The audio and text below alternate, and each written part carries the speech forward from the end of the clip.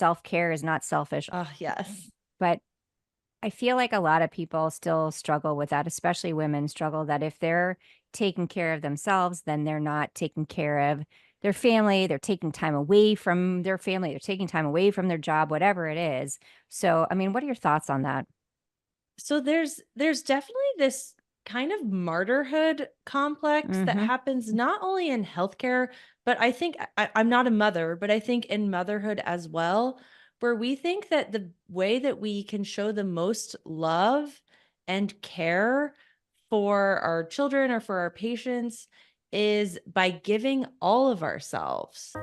Welcome to the Daughter Dearest Podcast with dynamic mother-daughter duo Simone and Olivia Canego, where they discuss the secrets of transformation and how to build bold confidence and unwavering resilience. From intimate conversations with inspiring guests to sharing their personal journeys of triumph and challenge, Simone and Olivia create a supportive space where every woman is encouraged to rise above her fears and love the woman in the mirror. Tune into the Daughter Dearest Podcast and join this special journey of connection and growth.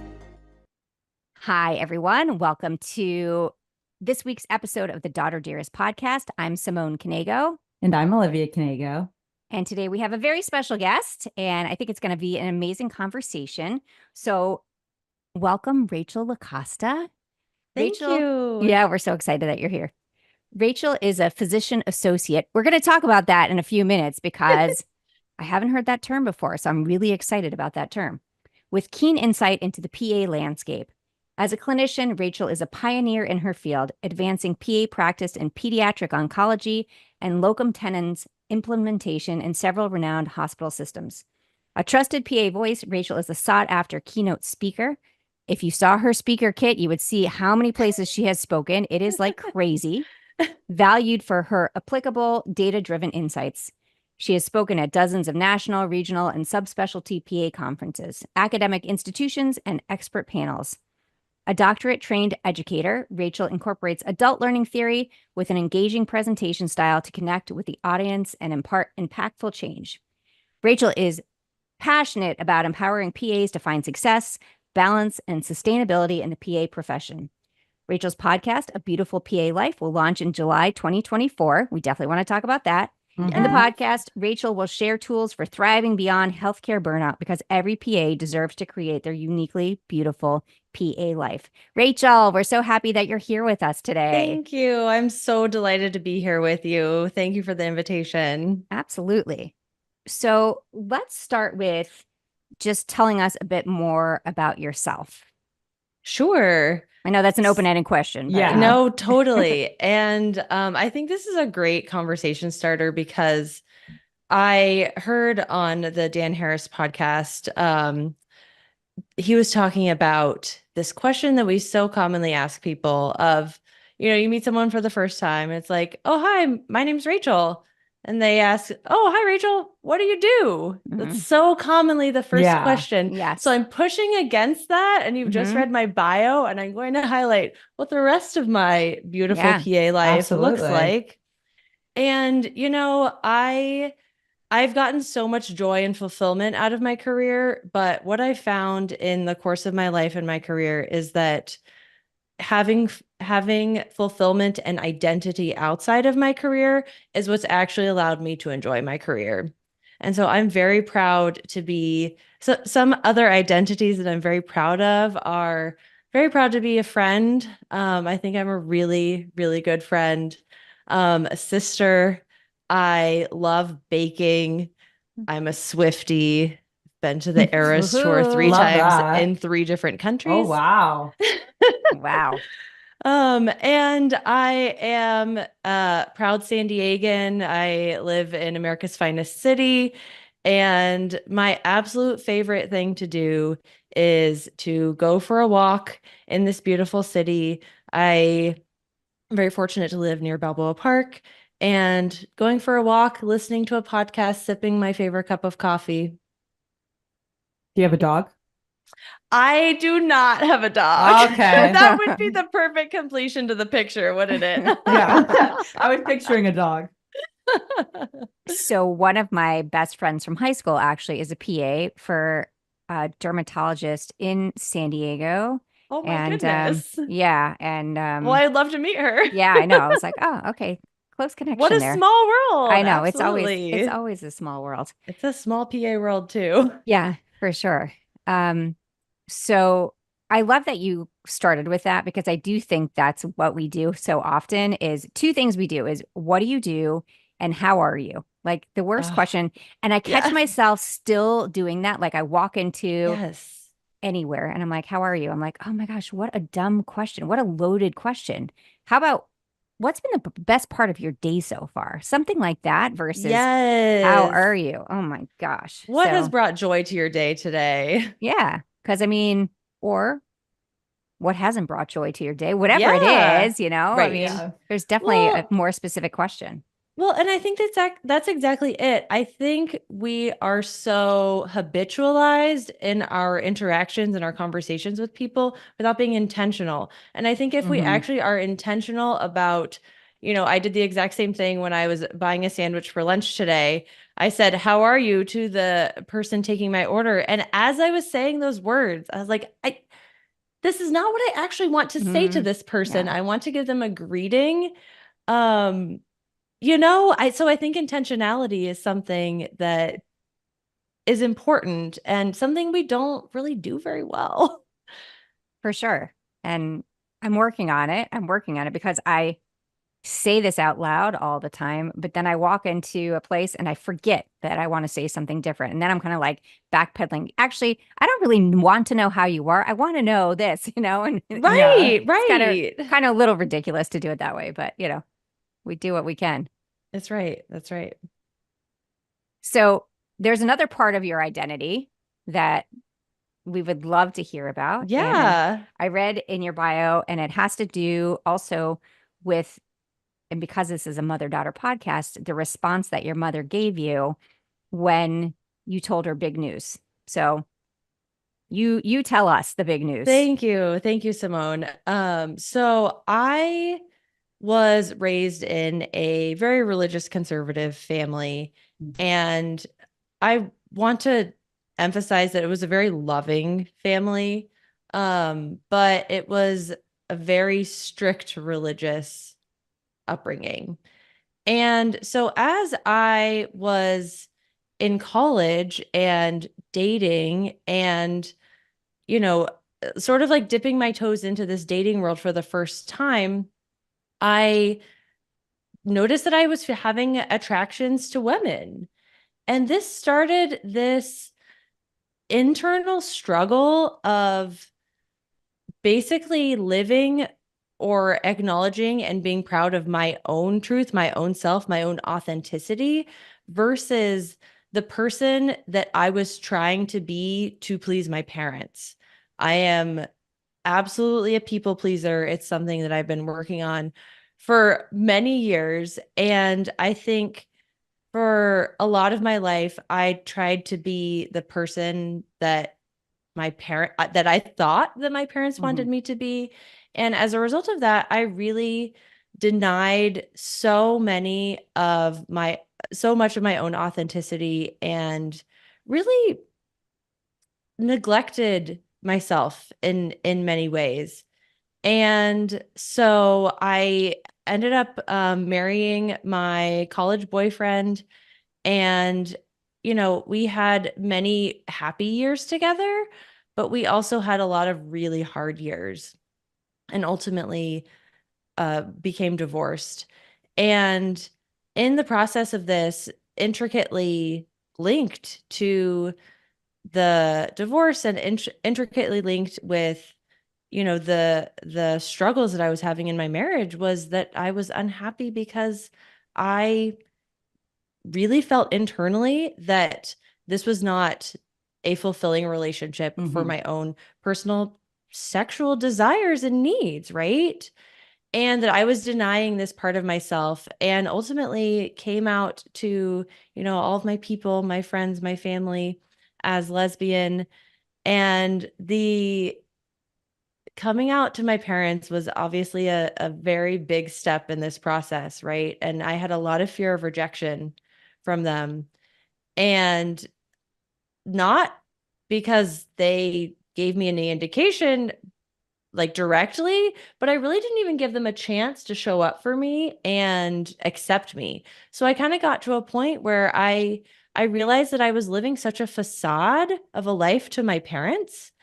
And I mean, ultimately in my entire life, right? Like to so many of my closest people.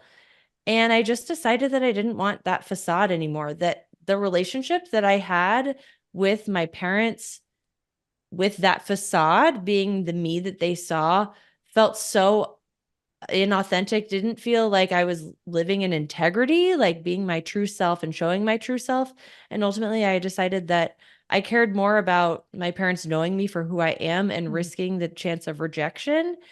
And it actually turned out to be a really beautiful moment. I actually hadn't planned to come out to them when I did. It was over Thanksgiving a couple of years ago, and we'd had a really nice Thanksgiving. It was, I think, the day after Thanksgiving, and they were about to take me to the airport that morning, and we were just sitting around the kitchen table drinking coffee, and it just felt right in that moment that it was the right moment to tell them. And so I just kind of listened to that part of myself that felt that it was right. And so I told my parents, and the very first thing they said to me was, Rachel, we love you. You are our daughter. We will always love you. And that was exactly what I needed to hear in that moment. Exactly what I needed to hear in that moment. And there was no, ifs, ands, or buts, with that. There's, in fact, my dad even said to me, there's no conditionality in this love, that a parent's love to their child is unconditional.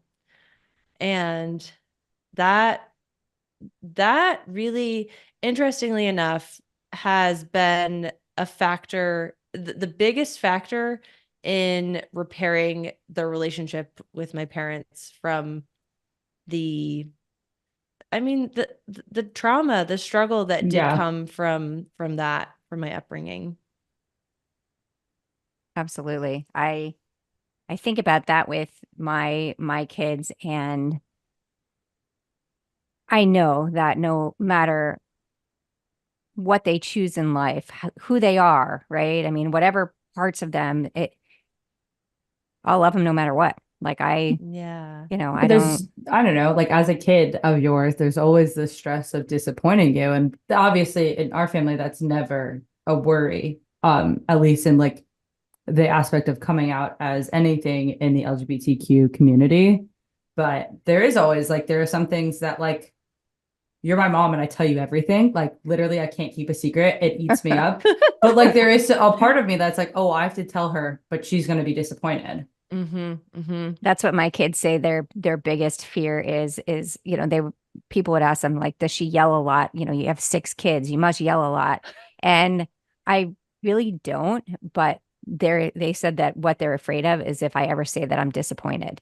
And I would never be disappointed about, I'm disappointed about when you tell me that you had a test coming up and you knew it was coming up and you tell me you're studying and then you tell me, you know what, I didn't study, that I'm disappointed in. But who you are. That was a recent story. Yeah, that's a recent story. Who you are. And no, he didn't get into the next math level. Who you are. Who you are. I mean, I love my kids unconditionally. And so I love that that's what their response was, because I think that's so important as parents, because there is this thing, I think, from our kids that they have these fears that we're going to reject them in some way, or we're not going to love them, or all these different things. And I think it's so important that we verbalize that. I will never not love you. This is so true. And I mean, Simone, thinking about your own children, would you rather have a relationship with your child that is not a relationship with who they really are? Or would you rather them risk the fear of disappointment, right? But you actually know who they are. Like even talking about not studying as well for the test as you could have, that sharing that with a parent or anyone, sharing that is showing your true self, is showing vulnerability. And that is, I mean, Brene Brown, like vulnerability is the key to true connection. And I can't even tell you how much of a difference that it has made in how much closer I feel to my parents now. Yeah, I tell Mike one of the big things in our house is that we want them to be completely honest about everything, right? I mean, if you are going out to a party and you're going to drink, I want you to tell me because I want you to be safe. Olivia and I Right. did an episode about this a couple weeks ago about drinking, and Yes. I heard it. Yeah. So I know what kids are going to do. But I want them to be honest. And actually, in our house, lying is double the punishment. Tell me the truth. Like that's all that matters is that I just want my kids to be safe and happy.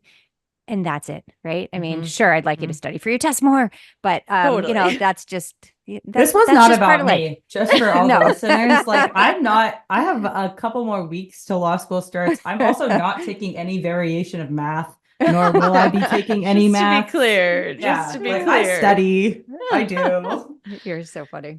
Well, Yeah. and I think another piece of that is the perfectionism piece, right? I internalized such a high degree of perfectionism. And one huge breakthrough that I had a few months ago was that I realized that I put higher expectations on myself than my parents ever put on me.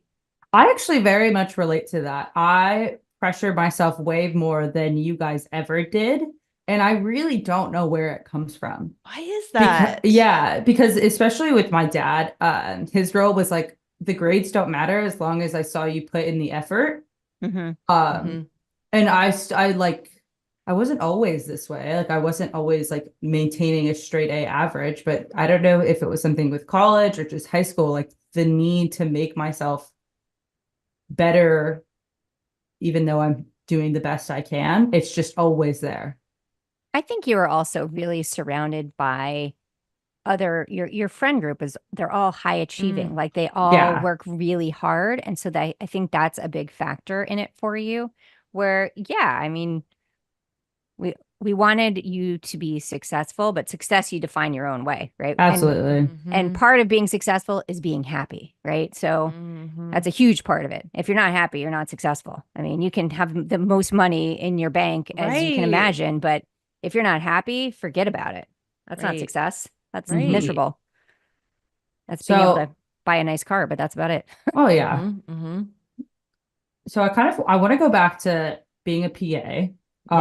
And I know Mom mentioned it in the beginning. I didn't know about the PA renaming the profession. I think that's fabulous because the whole idea of people that can literally prescribe you medication and go through years of training just being called assistants is kind of silly. Thank you.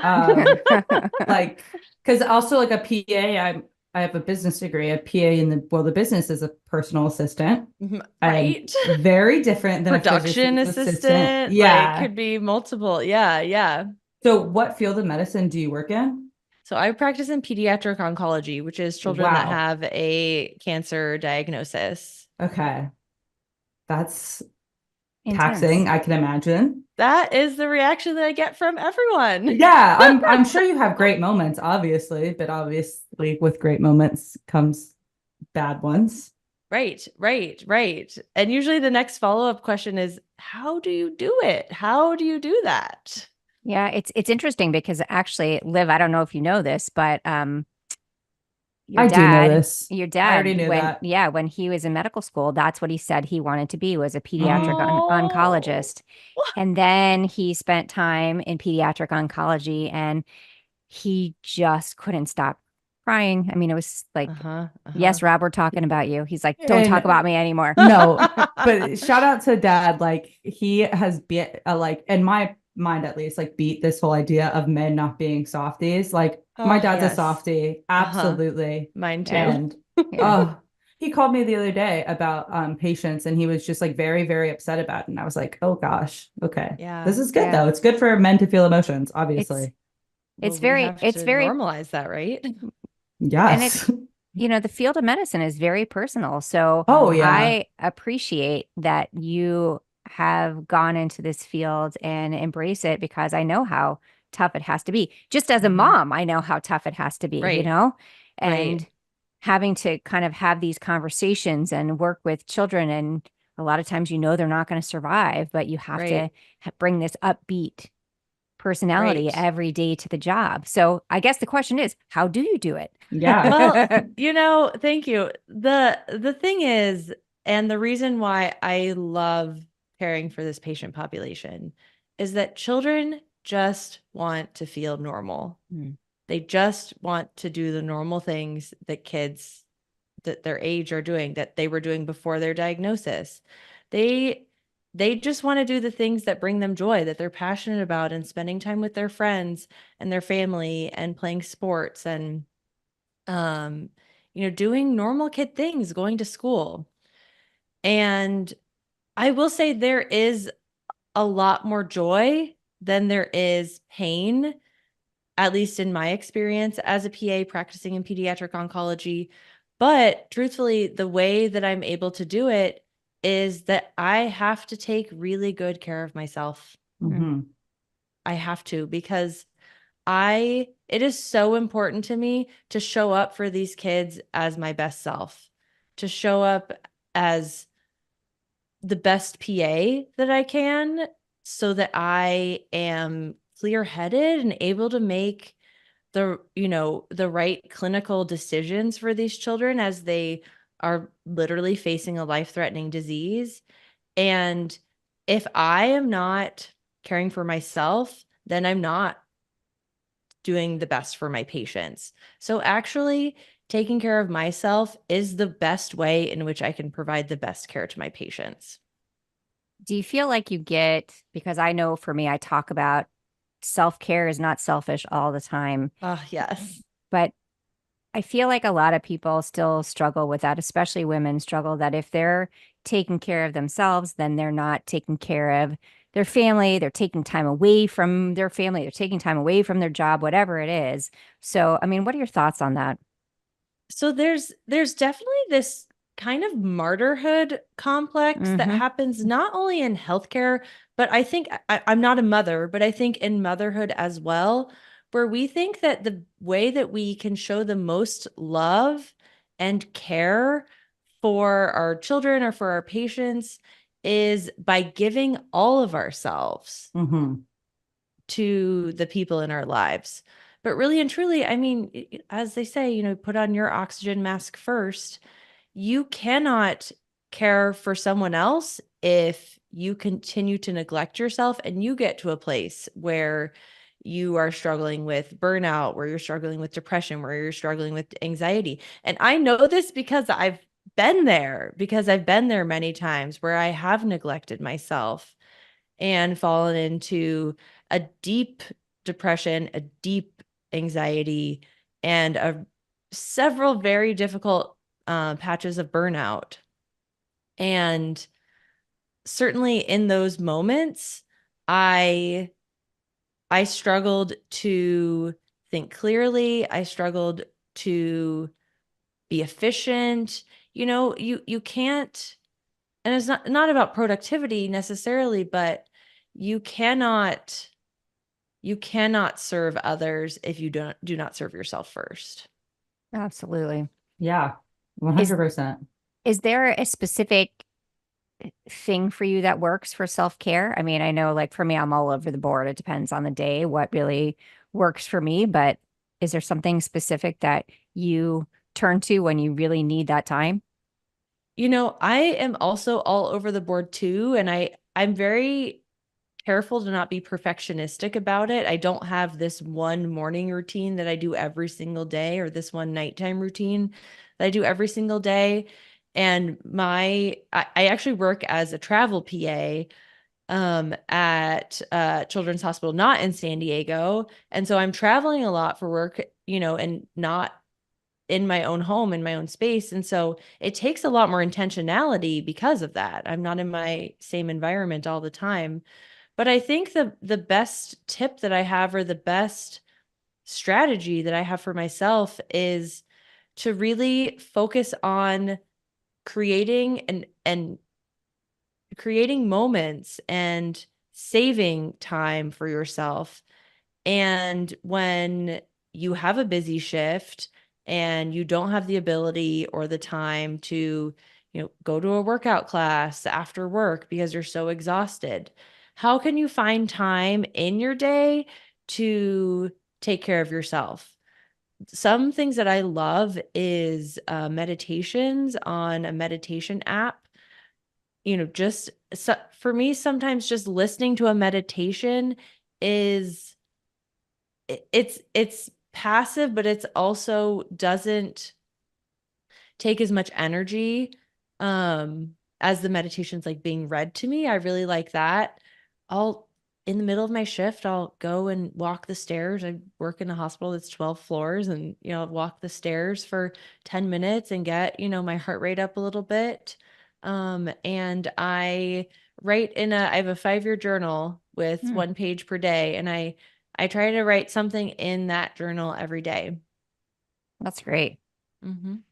I write every day, but I don't write in my journal every day. I've been neglecting my journal. Yeah, I haven't. This summer's just been chaotic for me, but I've been neglecting my journal for real. Well, and that is exactly how when I find myself in burnout and where I'm really struggling with my anxiety and feeling like I'm not enough and I'm not good enough and, feeling so hopeless, every single time I realize, I'm not doing those things that bring me joy. I'm not going for my walk, my favorite thing to do. I'm not enjoying nature. I'm not listening to my meditation. I'm not being intentional and like making my morning coffee. And every time that happens, I think about what are the things that I've let go of, because we always let go of those things that help us first. Yeah, honestly. Yeah. I think that, this summer for you, you've been traveling, you've been on a road trip, and then you moved, and it's just been chaotic. Yeah. But I think even in the chaos, you have to find that time. Yeah. I was actually writing an article today. Actually, no, it was part of a chapter. I wrote like 3 different things today. So I was working on one of my book chapters, and I was talking about when my dad passed away in May of 2019, that we were scheduled, my husband, myself, and our oldest son, we were scheduled to go to Peru to go hike the Inca Trail. And we went. And I definitely got feedback from people saying, really, you're going to go do something like that after your dad just passed away? And I said, you know what? The last month of his life, I spent sleeping in their room, like literally sleeping in a bed in their room to take care, to make sure I was there for my mom, to help my mom, all these things. And that was really the feedback I got, was that, oh, you're going to do something fun. Your dad just passed away. And again, my thing, and I will stick to it every day, is that you need to take care of yourself. And in that time when my dad was really sick, I did not take care of myself. I was completely focused on everything to do with him. I was completely out of shape when we went to hike the Inca Trail, and but I made it, and I made that commitment to myself. I made that commitment to my dad. He didn't want us to sit around and wallow in our sorrows. He wanted us to move on. And so I'm writing about it because to me, it's so important as an example of that. Whatever's happening in your life, you still have to take care of yourself. That's such a beautiful example. Thank you for sharing that. Absolutely. So obviously, we're very familiar with the healthcare field. My husband's a surgeon. My parents were both physicians. My sister's a physician. So with burnout, and none of your kids, and none of my kids, because of this exact reason, because it is such, it's such a high field for burnout. Yeah. Go ahead. And I can tell you, like you mentioned earlier about putting 100% of yourself into practicing medicine and how that is essentially leads to burnout. I mean, I think of Dad as a prime example for that. He kept operating until he literally physically could not operate anymore with his leg. Yeah. He had a herniated disc, and he was like, no, I can't cancel on my patients. I can't cancel on my patients. And so he's about a month out from surgery. He's still not feeling great. And it's 7:30. He's not home yet. He left this morning at 5:30. And he doesn't talk about it as burnout. But I mean, so my question is, with it being burnout being such a high rate in the medical field, like what keeps you going in it? Like what has led you to stay? Because it is really hard. And it's really hard for so many reasons. And I think one of the things that frustrates me so much is that the system does not help us out at all. Nope. And that has been such a source of frustration for me because it feels so incredibly hypocritical. We are the healthcare system. We know the research. We know we're basically preaching to our patients all day long and telling them how to take care of themselves. And yet we're not taking our own medical advice and turning it on ourselves. And that was a realization that I had that felt so ridiculous. Yeah. Agreed. We are intelligent, highly educated healthcare professionals. Why are we struggling? We know better. We know better than this. So why do we not do better? And I think, I look at burnout as the accumulation of the consequences of neglecting yourself. And when you think about it that way, the solution is simple. You have to just choose yourself again. Choose yourself. I came up with this phrase, self-care before patient care, kind of poppy. Yeah. But I like it. It's true. It's true. If we do not take care of ourselves, and we know how to take care of ourselves because, again, we're highly trained medical professionals, then we could make a devastating patient error. We could forget something. And patients' lives are literally on the line in this situation. Yeah. And so in that case, it actually is quite selfish to not take care of yourself because you could cause harm by not doing so. Yeah, I totally agree. And I see it. I mean, when my husband was in residency, they didn't have an hour limit. Oh my gosh. I mean, right? the amount of hours that they worked, he was on call in-house every other night. So every other night he either didn't sleep or he slept short periods of time in the resident on-call room.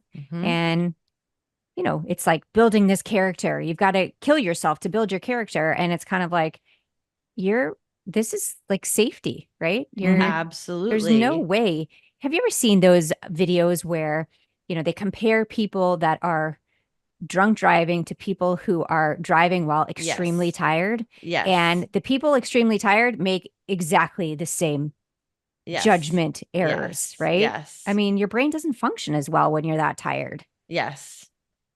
Which is crazy to think that that's like how we think that builds character in physicians and physician associates. Like the more you work, the stronger you're going to be. Right. And, it's a lot of systems of oppression that are contributing to that, right? We have a capitalistic culture, we have a productivity culture, we have a patriarchal society, and this emphasis on proving yourself, proving your worth by, perfectionism, by people pleasing, by this creates codependency in your profession because, again, your entire identity is completely tied up just in that one part of your identity of your profession. And I just believe that we deserve better.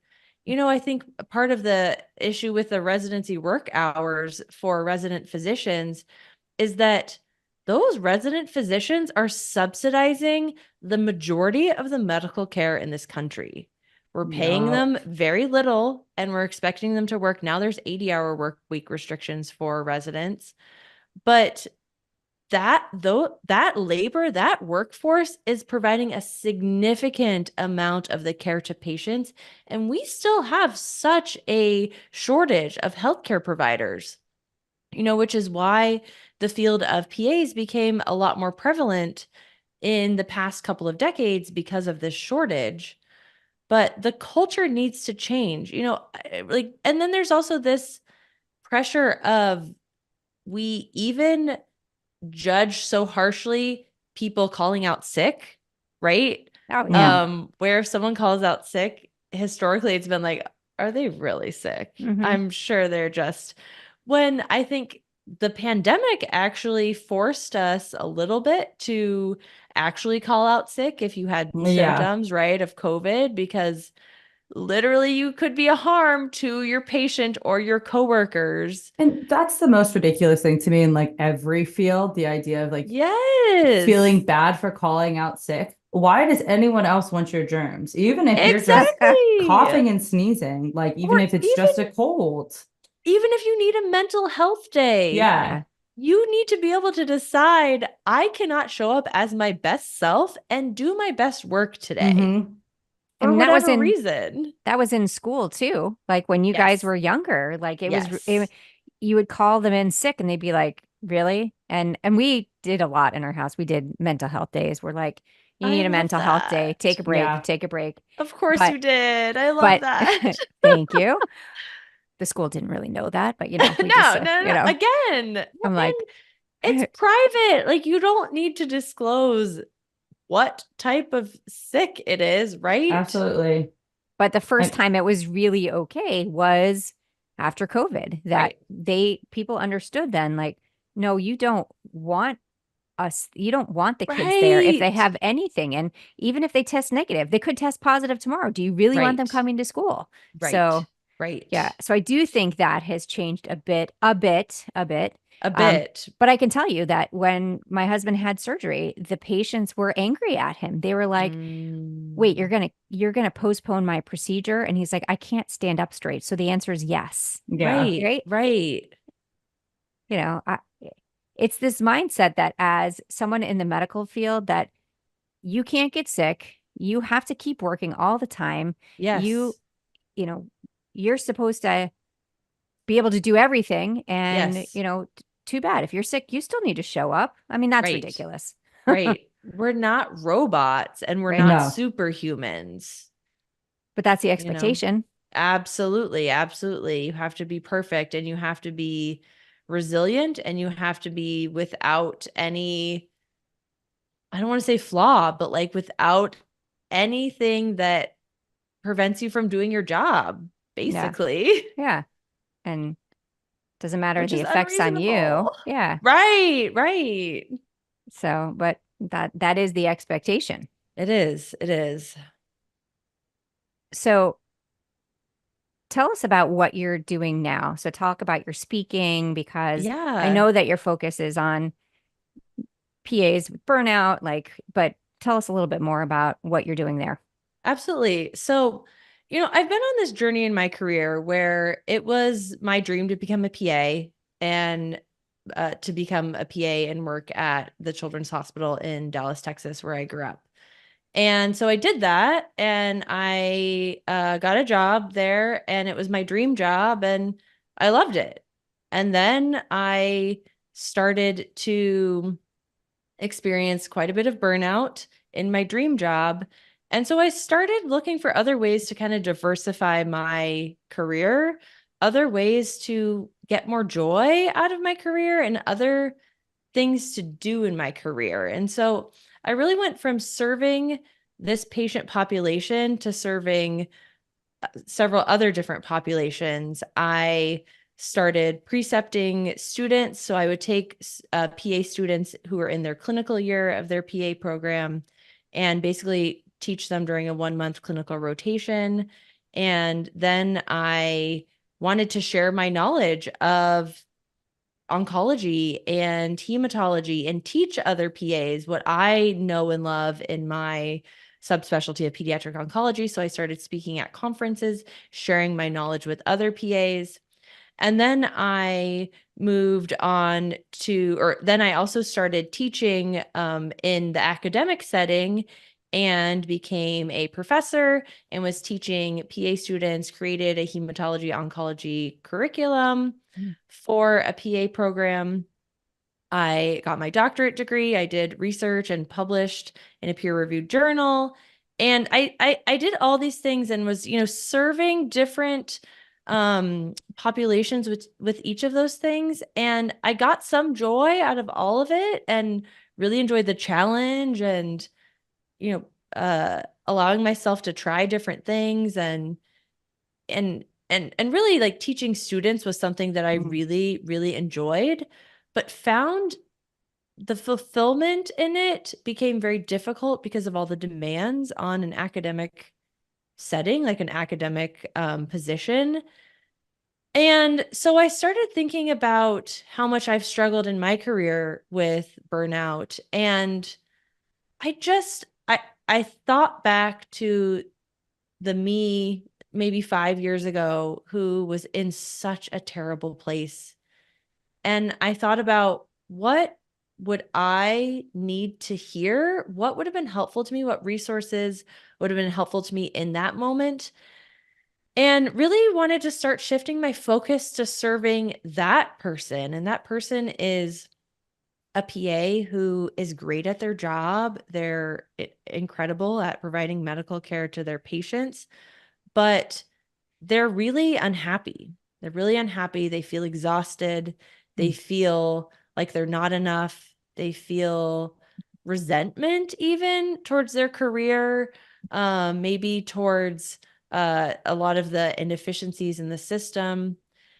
And I decided that I wanted to talk about it. I wanted to talk about it and be able to share those resources with the former me that was struggling with those things. And so that's how I got the idea to start a podcast. And so my podcast is called A Beautiful PA Life. And the goal is to provide tools to help other PAs to find joy in their careers again. And whether that is through some cutting edge tips from the latest research on burnout, or whether that is techniques to implement in the middle of your shift to have a little bit of a respite and create a little bit of time for yourself during your shift, or whether that is adding a different or seeking different roles as a PA, whether that's precepting students or whether that's, like I did, speaking at conferences and, finding what is meaningful to you in your career, but also in your life. And I think for me, finding the reason why I named my podcast A Beautiful PA Life is because PA is such a huge part of my identity. And I love being a PA, but I'm more than a PA. I want to be the best PA that I can be for my patients. And I also want to be able to walk out of the hospital doors and enter a beautiful, full life outside of the hospital. Absolutely. So that's kind of my story. I love that. Thank you. On that note, what advice would you give to someone who is struggling with burnout? I think the most important thing when you think, gosh, I'm struggling right now. I'm struggling right now. I'm not sure what is. Maybe you don't identify it as burnout. Maybe you just identify it as exhaustion. For me, one of the signs was I would get ready for work in the morning and drink 1 cup of coffee before going to work, fill up my regular to-go coffee mug with my to-go coffee to bring to work, and a whole other carafe of coffee to bring with me to work. And that wasn't a red flag for me for a really long time. So I think the first step is really noticing that I'm not okay. And the advice I would give to someone, whether you're a PA or whether you're in any profession or whether you're experiencing this just in your regular life, is my message to you is it's okay to not be okay. Recognizing it is the first step, and admitting it is an important piece of that too. And my best piece of advice to you in this situation would be tell somebody. Tell somebody about how you're struggling right now. it doesn't even have to be asking them for help, but tell somebody that you trust.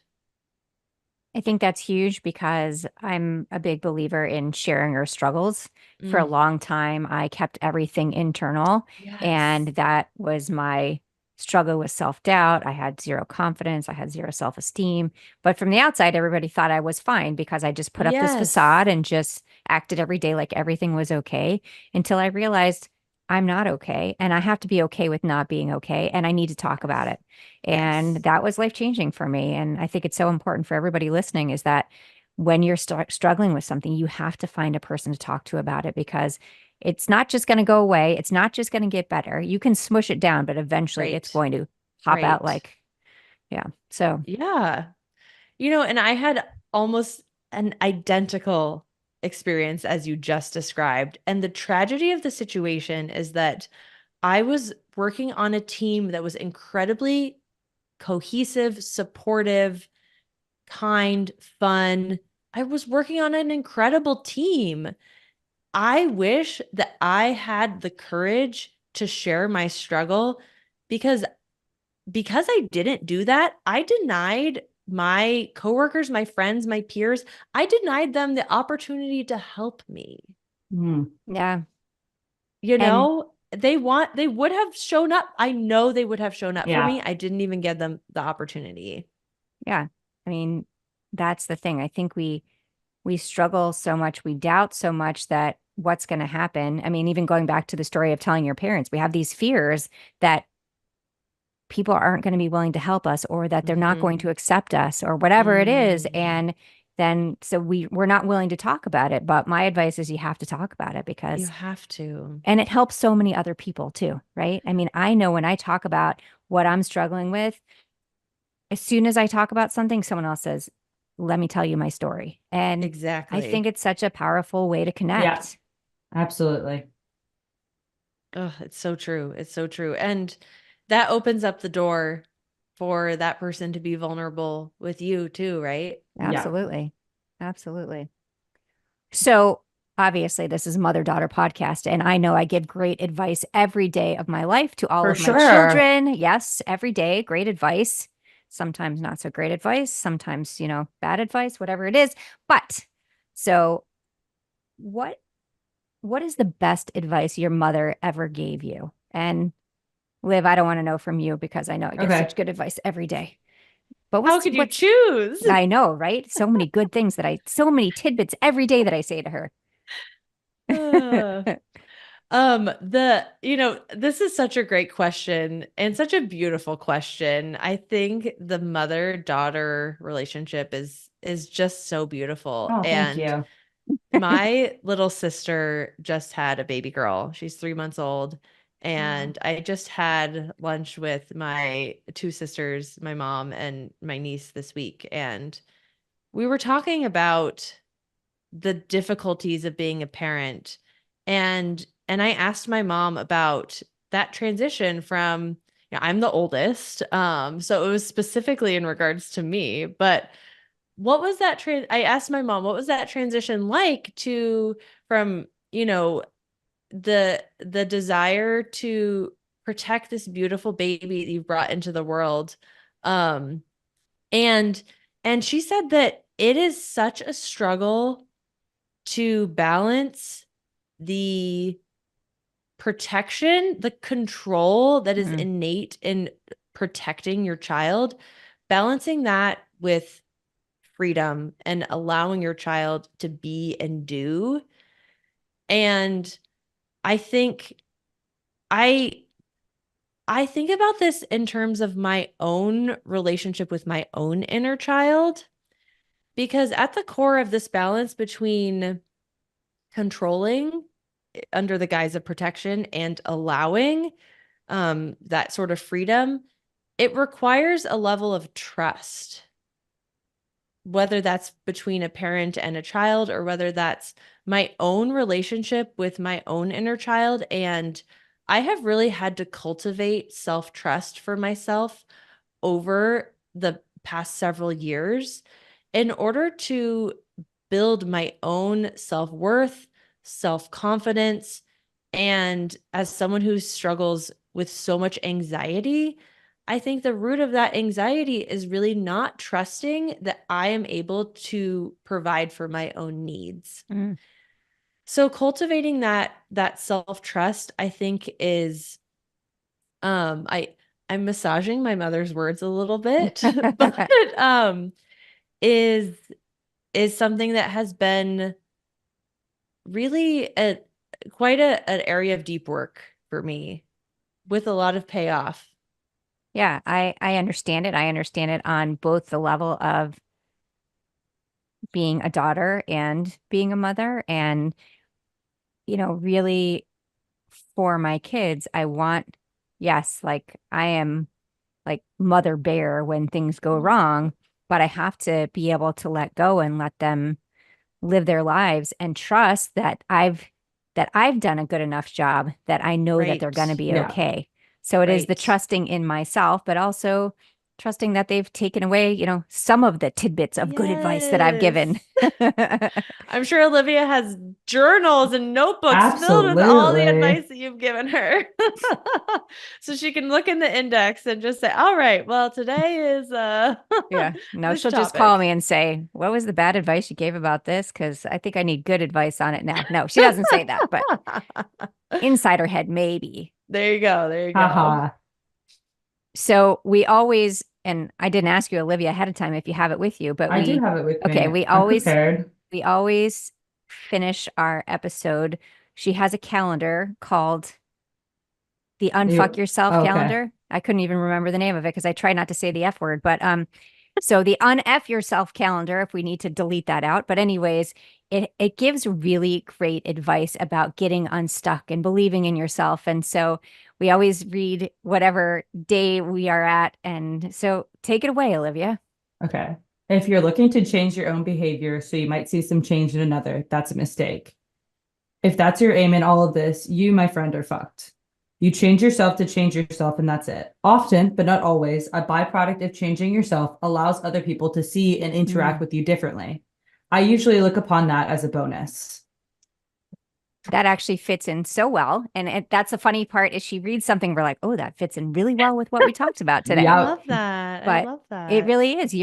Whatever you're changing in your life, you need to do it for yourself. It's Amen. Not about what anybody else thinks, and you have to be true to you. And I think your story exemplifies that, being true to you, how great your life can be when you're true to yourself, and the byproduct is how positively it affects the people around you. This is so true. This is so true. And I think how you do one thing is how you do everything. And I think when others observe that, you are changing in these positive, healthy, self, by prioritizing yourself and choosing yourself, that's modeling that for other people. That's modeling that for the people in your life. And I've seen that happen amongst my closest circle. And it's something that we also, it's a mutual benefit to both of us, Yeah. I mean, it definitely is a great byproduct. I think that when we're doing something for ourselves, a lot of times we don't realize that the positive effect it can have on the people around us. And not that should be your driving factor, because the driving factor should be taking care of yourself. But it is the bonus of when you take care of yourself, other people say, oh, wait, what would happen if I did that? Exactly. It makes it more accessible when you have an example of it, right? Absolutely. So, Rachel, you have been an amazing guest. Thank you so much for joining us. This was a lot of fun. For all of our listeners, thank you for joining us on this episode of the Daughter Dearest podcast, and we will see you next time.